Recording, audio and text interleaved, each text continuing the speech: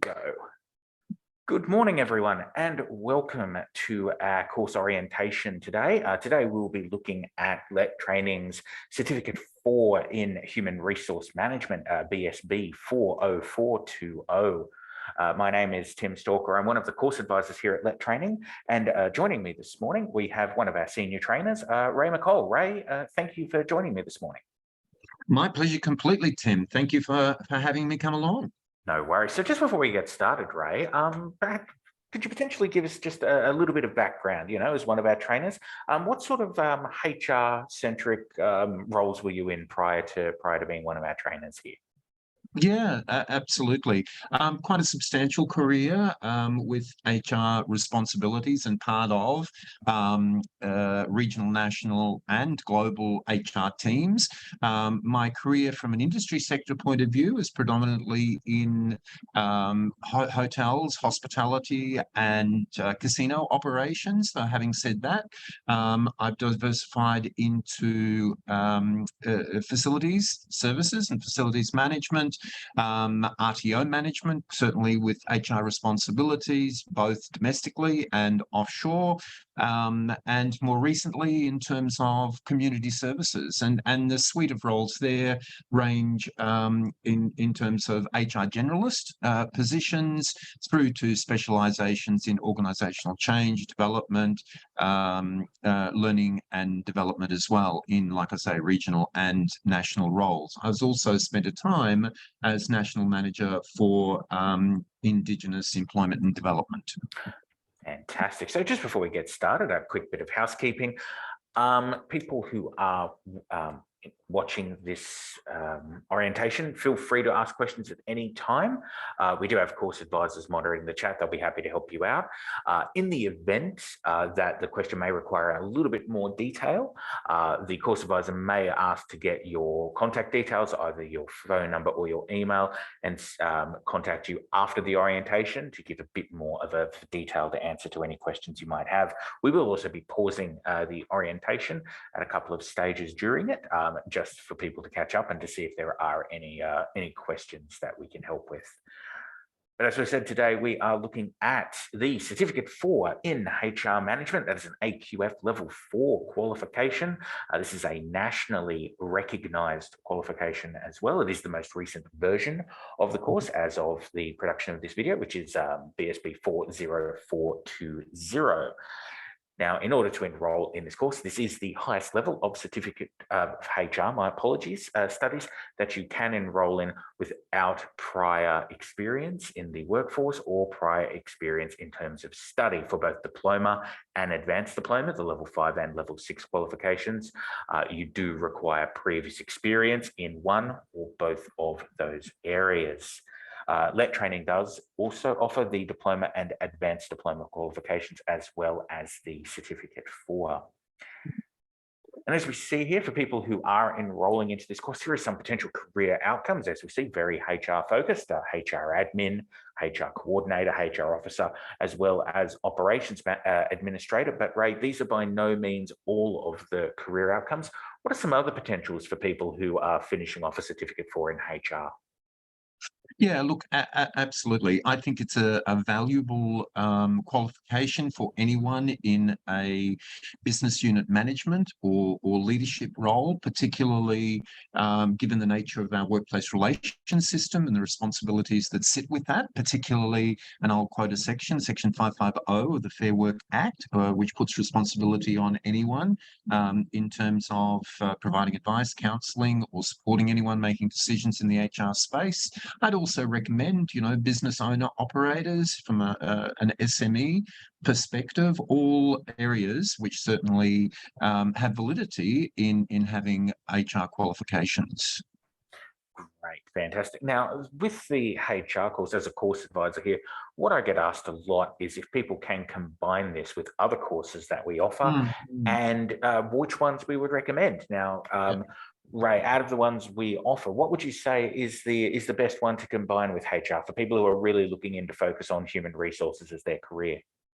Yeah, the obvious one, and I say that perhaps with hindsight of a lot of real world experience, is the dual Cert 4 in HRM and the Cert 4 in WHS, given that in a lot of organisations still those two roles are conflated, and HR has an responsibility from a WHS perspective, not in all situations, but certainly again given the regulatory framework we work in. So I think that's certainly one combination. Though I would not also discount business, because as people may be aware, the focus now from a philosophical point of view is HR as the business partner, as opposed to the traditional perception of HR as purely administrative. So having that business acumen is certainly valid for an HR practitioner. So the Cert 4 in business, and given the influencing role and the leadership role that goes with that, likewise complementary is our Certificate 4 in leadership and management. So I see congruence in all areas, needing, and again coming back to needing to be that well-rounded business manager from the HR perspective. Fantastic. And we'll just move on here now to our next section, which on the course outline. So as we see here, the Cert 4 in HR course is broken up into 12 different units. We have these here listed in two separate categories, functional skills and professional skills.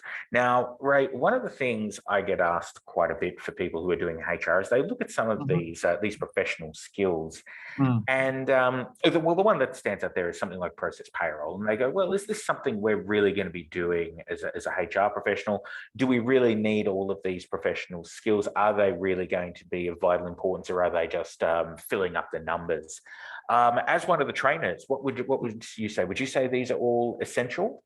A resounding yes, absolutely. And if we zero in on process payroll, anyone who is familiar with what's been happening over the last couple of years with wage theft claims and wage underpayment claims will be fully aware of the critical importance of getting payroll right. And in many operations, HR is heavily involved in potentially working with or overseeing or being involved in the payroll function, or at least from the level of being able to interpret the industrial instrument that informs payroll processing. So, and combined with, as I say, the liability that attaches to practitioners who give incorrect advice under Section 550 of the Fair Work Act, process payroll is critical this day and age.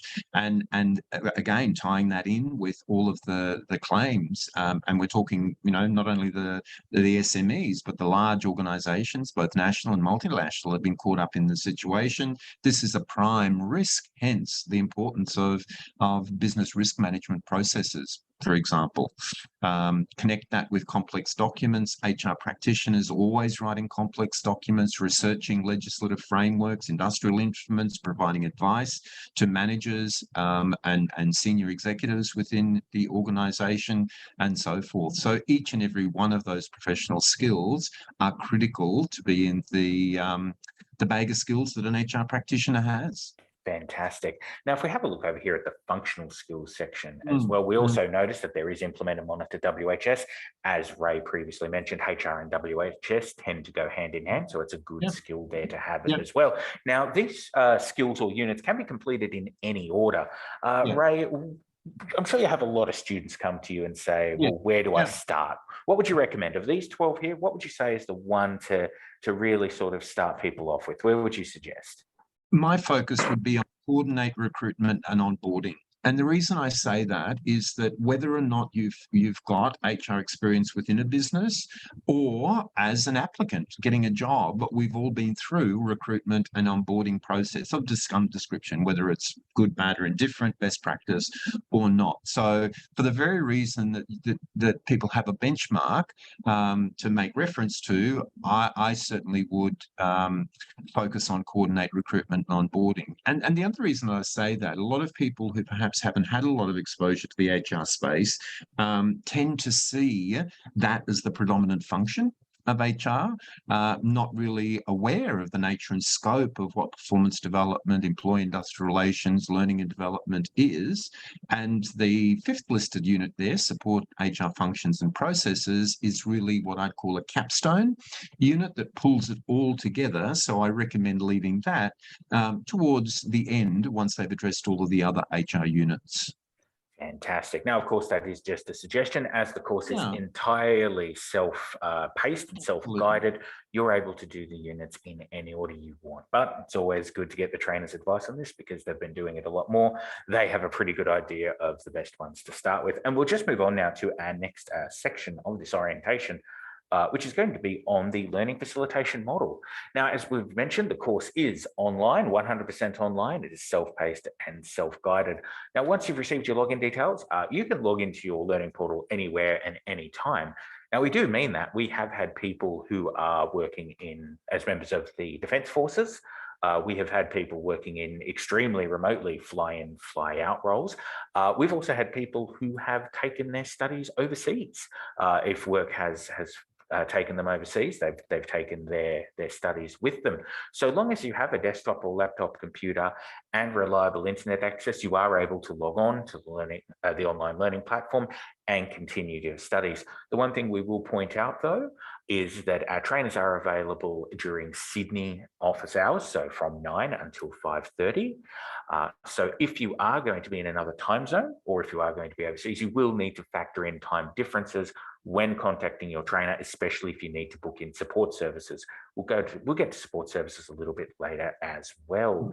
The online learning platform does have all of your resource and your assessment materials, so you aren't waiting for any physical copies to be delivered by mail as well. One other aspect of our learning model is webinars. Now, most of the units in this course, in fact, I would say all of the units in this course have webinars attached. Correct, Ray? Absolutely, that's correct. Fantastic. And as someone who does a lot of the webinars, what are some of the more recent ones that directly relate to the Cert 4 in HR? Sure, and there are two distinct streams of webinars. One is related to what I call unpacking the assessment task requirements, and we'll come and talk about assessment in a moment. But these webinars take the learner through each of the practical assessment tasks one by one and in detailed focus, so that they're left in no doubt as to what the submission and completion or completion and submission requirements actually are. And more recently, I've just further unpacked the BSB HRM 411 and conducted 3 separate webinars in that regard, one for each of the tasks. The second stream of webinars are topic related or theme related in terms of the subject matter. And there's an extensive suite and always ever growing in terms of topics from an HR perspective, ranging from navigating your way around the Fair Work system, the Australian Workplace Relations System, to unpacking the national employment standards, interpreting modern awards, negotiating an enterprise agreement, differentiating between industrial and employee relations, becoming an employer of choice, unpacking or interpreting an award for the purposes of payroll management, which links into that process payroll unit from before. So again, very, very applied subjects that unpack right down to distinguishing between some of the concepts that people tend to put together and treat as interchangeable. Things like what's the difference, explaining the difference between orientation and induction and onboarding, and explaining the difference between training, learning and development. So an extensive suite in this regard, Tim. Great. Now, webinars can be viewed live.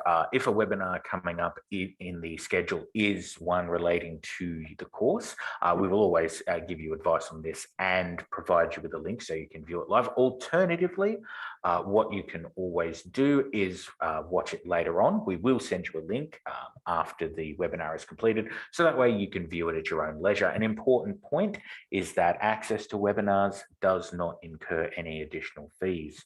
Another thing that doesn't incur any additional fees is your trainer support. Now, your trainer is there to support you through your studies with us. You have the word tutor there. It could also be a trainer. The words are interchangeable. You may require your tutor to assist you with general questions. We would recommend for this to email your tutor or your trainer. They'll respond within 1 to 2 business days. Alternatively, if you'd rather, you can book in a support session. These support sessions are 30 minutes long and can be conducted over the phone or over Zoom. One reason that you may need these support services is, for example, if you are reading through your resource material and you are finding it that little bit difficult, you're not really picking up on it, that's a great time to schedule in that session with your trainer. Alternatively, if you've had an assessment attempt returned to you and considered not yet competent, that would be a good time to get feedback off the trainer. And speaking of our assessments, we'll move on here to our next section. Actually, what we'll do just before we get into the assessments properly is we'll just hold for 1 moment and see if there are any questions from chat before we continue. Okay, not seeing any questions come up. So we will move on now to our section on the assessments. Now, there are 2 assessments per unit. The first is a series of short answer questions, which are knowledge-based. Information for that will be found in your resources. The question I get asked all the time, and I'll answer it for you all now, no, none of them are multiple choice answers. I'm sorry about that, but you also don't have to write essays. These are short answer questions. They're used specifically so trainers can see that you have read and understand the resource material. So don't worry, you're not going to be writing pages and pages of stuff. The other assessment is a practical project. Now, this can take a few different types. It could be a case study or a simulated workplace event. And a few of them are also interactive tasks with your trainer. Now, Ray, for this HR course, what are some of the interactive tasks that someone may be asked to complete as part of an assessment? Yes, and in fact, if people cast their eyes on the activity list in the center of the screen, under task 2, you'll see participate in 2 interviews. So examples of being able to demonstrate skills of conducting an interview, from greeting the applicant through to farewelling them, and undertaking all steps in between. So conducting interviews, role play is a classic example in this regard. Others within this particular qualification include the likes of delivering presentations for different audiences, being able to pitch presentations to peers from an HR point of view, or upwards to management, senior management, or to frontline employees. Things like conducting a consultation meeting to gather information and advice is another type of role play activity within the realm of this program. So again, all of those skills, particularly that demonstrate the underpinning knowledge and the oral competence to work in the HR space. Fantastic. Now, the important thing to know about these practical projects is that you don't require access to a classroom or a work site or any job placement to complete them. They can be completed and submitted online through our online learning platform. Now, to book in the support sessions, and we'll get into this in just a moment, but you will need to book them in between 9 and 5:30, Monday to Friday, Sydney local time. And we'll move on now to our next section, which is on other assessment pathways. Now, as well as completing the 2 assessment tasks, we have here listed 3 other ways which you can complete the assessments in this particular course. And the first one there is credit transfers. Now, when it comes to credit transfers, Ray, we're talking about previous study. We're talking about skills you've learned as a result of courses that you've completed before, correct?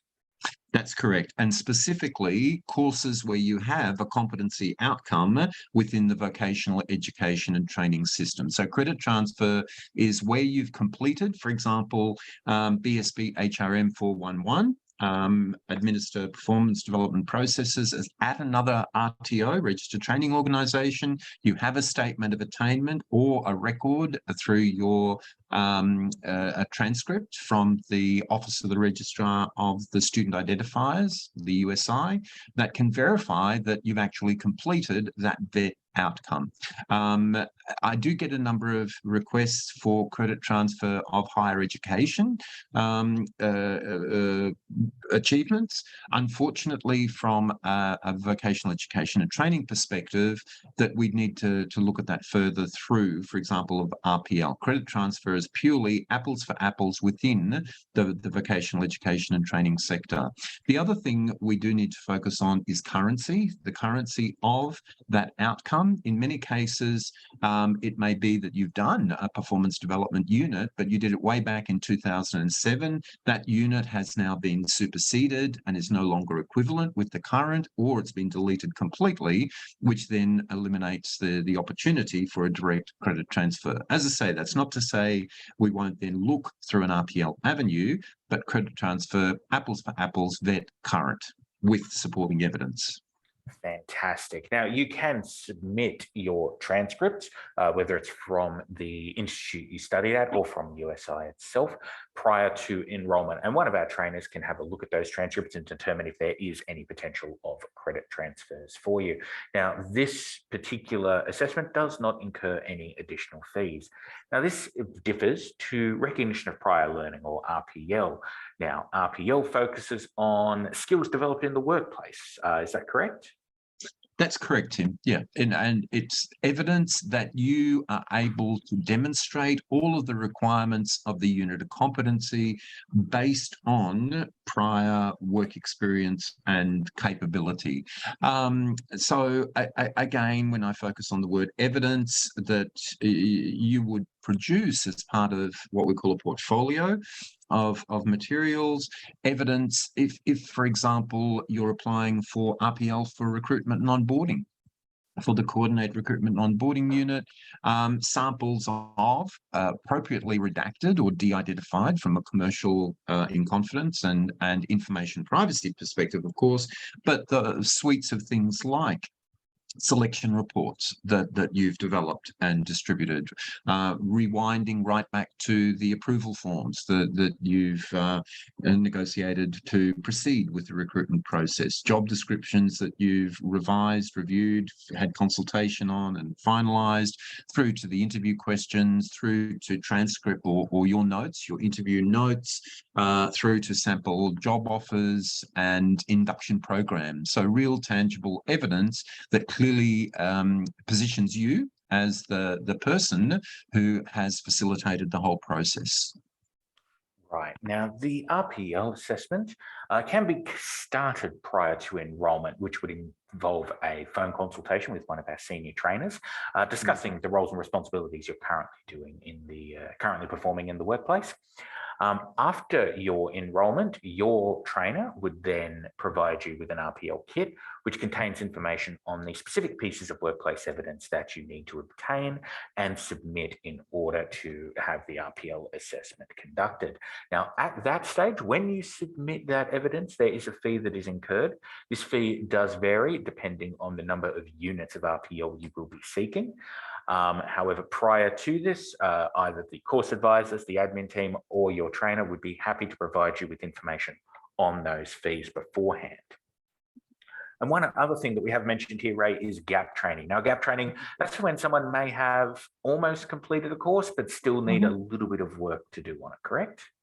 That's correct. So we can organise what's known as partial RPL. So let's just say, let's stick with the recruitment and onboarding. Let's say that you're able to fully evidence your recruitment processes and your selection. However, you've not had a large degree of involvement in the onboarding, the development of onboarding and implementation of an onboarding schedule.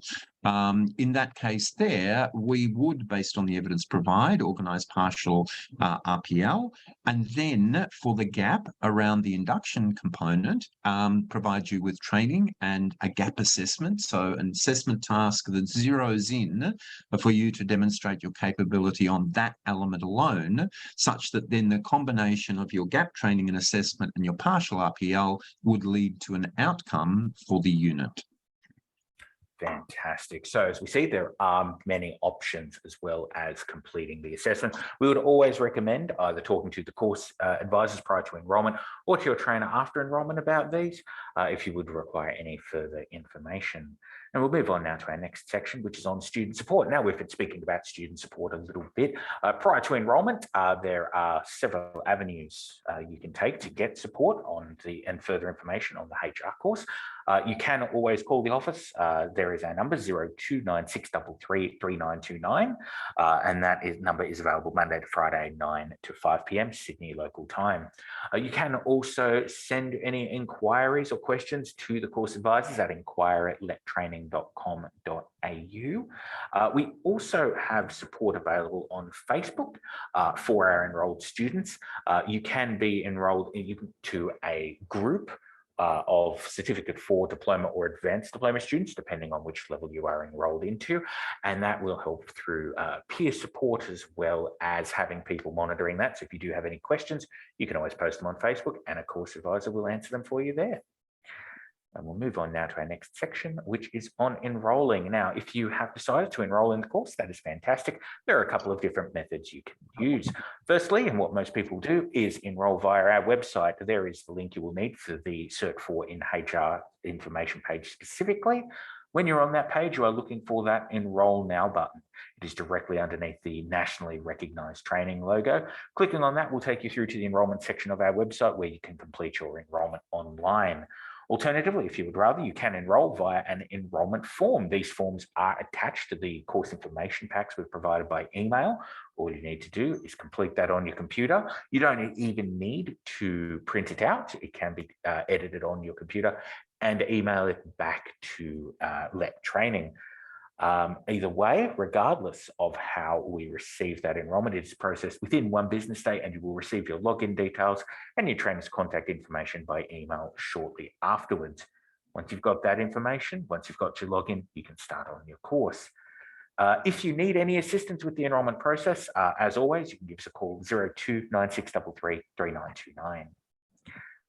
When you are enrolling in the course, you can choose to pay for the course upfront in full, or alternatively, you can nominate to use one of our payment plans. And we have some examples here of what these payment plans may look like. So as we see here, we have options where you can pay half upfront and then the remainder in 30 or 60 days. Alternatively, you can pay for the course with an upfront payment at enrolment, followed by monthly, fortnightly, or weekly installments. Now, it is important to note that all of these payment plans do have an upfront fee that must be paid at enrolment.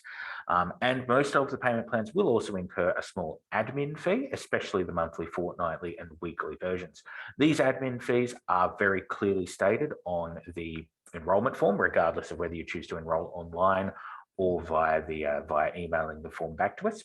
We also have the potential to customize those installments slightly. So if you'd like to pay a little bit more each week and get through paying the course off quicker, you can always have a talk to the course advisors or to our admin team, and they can see what they can do about maybe customizing that plan a little bit for you for your own needs.